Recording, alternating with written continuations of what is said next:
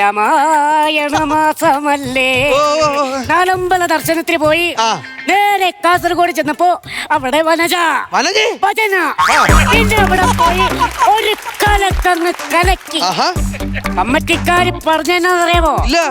ഞാൻ മറ്റവന്മാർക്കൊരു വെല്ലുവിളിയാവൂന്ന്. ആർക്ക്? ഗോവിന്ദം ഭജൻ. എന്നിട്ട് പരിപാടി കഴിഞ്ഞതും കമ്മിറ്റിക്കാര് വളഞ്ഞിട്ടങ്ങ് പിടിച്ചു. വിഗ്രഹമല്ലേ മോട്ടിച്ച? അല്ല, പാട്ടിന്റെ കൈമിച്ച് കേറി വരുമോ? ഞാൻ നിന്നെ എങ്ങനെയാ കണ്ടേക്കണേ? മരുമകനായിട്ടല്ലോ. മകനെ മകനെ മരുമകനെ അരവണ പായസം ഉണ്ണുമ്പോൾ ഉണ്ടോളോ ഉണ്ടോളോ അവക്കും കൊടുക്കണം. കർപ്പൂര പ്രിയനേ നീ കഥ കേട്ടു. കർപ്പൂരം കൊതുക് വരില്ലാട്ടോ. ചന്ദന ചർച്ചിത നീല കളേപരം ചന്ദന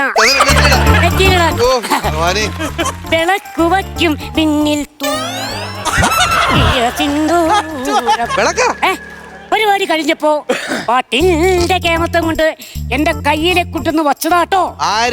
ഭഗവതി. ഇല്ല പിന്നെ ഇതൊക്കെ അവിടുത്തെ പാട് കാര്യങ്ങളൊക്കെ.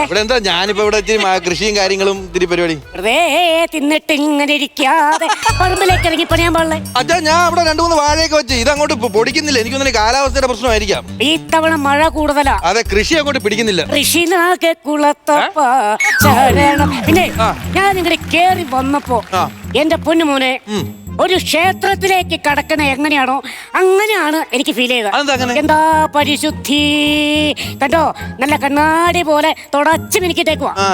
അത് മോളുടെ മിടുക്കല്ല, മോൾ എന്നെ കൊണ്ട് ജയിച്ചതാ. മരുമോൻ ചെയ്തിട്ട് വൃത്തിയാക്കിയിട്ടേക്കുന്ന സാധനം ഇത്.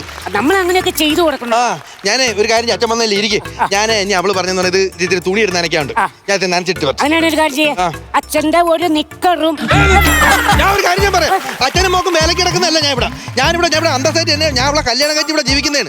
അവള് പറഞ്ഞാൽ ഞാൻ കേൾക്കാം. നിങ്ങൾ എന്തിനാ എന്റെ കൂടെ തുണിയും കൂടെ എനിക്ക് അയച്ചു തരുന്നത്? അവളെ പ്രശ്നം അവളെ പ്രശ്നം എന്ന് പറഞ്ഞാൽ അവൾക്ക് ചുമ്മാ ഇത്തിരി വാശിയും വരവും ഇത്തിരി കൂടുതലാണ്. പിന്നെ എനിക്ക് ഇത്തിരി സ്നേഹം ഉള്ളതുകൊണ്ട് ഞാൻ ഇങ്ങനെ പിടിച്ചു പറ്റി പോകുന്നേ ഉള്ളൂ. ആണുങ്ങളെ നോക്കിക്കഴിഞ്ഞാൽ പറ്റാത്ത പ്രശ്നമുണ്ടോ?